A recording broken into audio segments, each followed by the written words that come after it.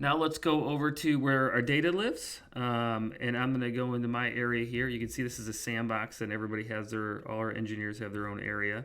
I'll go to mine, and if I want to deploy a new LUN, simply click New. I can do a single LUN in this scenario, or I can do multiple LUNs. So if I click multiple, I can choose how many I want to create and what number to start at. So if I create 10 and then I want to come back the next day and do 11 through 20, I just tell it to start at number 11. For the demo, I'll just do a single LUN. We'll call this demo LUN. We'll choose a size. We'll just do 500 for now. Thin provisioning on by default, virtual server by default. Hit next. Gives me a nice summary and create and finish here. As soon as the GUI refreshes, there it is. So very, very easy to create. Once it's created, I do have some options. I can go into our snapshots here, and I can always take a point in time snapshot. These are all pointer based, so they're instantaneous, and as soon as I take the snapshot, it doesn't really consume any space. It's just tracking the changes at that point. So if I'm about to do an upgrade and I want to take a quick snapshot, I can go ahead and do that instead of waiting and running a full backup. We have to spell upgrade correctly. And hit create, and I have it right there, instantaneous. Now another nice feature of this is I can also quickly clone it.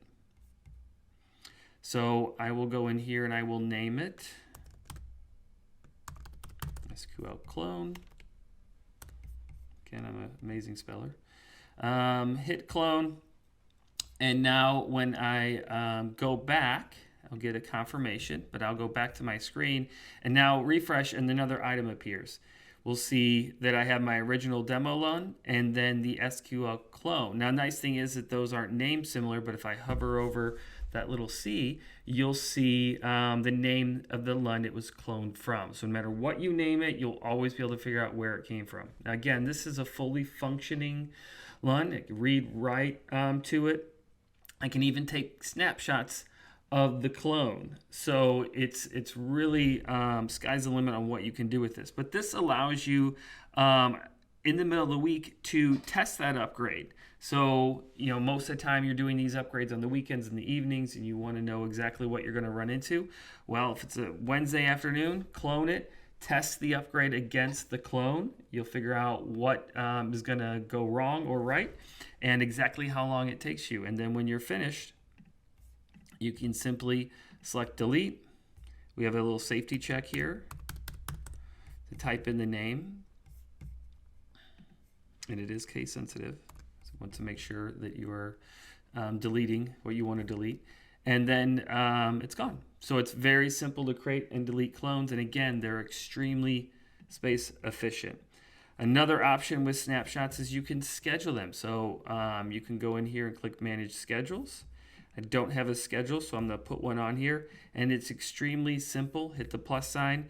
I have a customer, it's an engineering firm, and they take a snapshot every hour. And they do this for 2 days. And what this allows them, I did 3 days. So this allows them to basically recover anything down to a 1 hour time frame. In the past, if someone created something at 10 a.m. and deleted it too, it never hit the midnight backup window and the data was gone. In an engineering firm, that can be a lot of man hours lost. So this gives them that ability. Now, fast forward nowadays with ransomware, this allows them now, if something were to happen to those engineering shares, they were to get crypto locked, they can at most lose 1 hour of work they can roll back. And again, you can layer these on, hit daily and choose 4 weeks, so I give it a month, and continue to put on your protection schedule. So this gives you a lot of flexibility, and you can even set default schedules. So if you want anything, it's a SQL server to have a 1 hour snapshot, you can do that.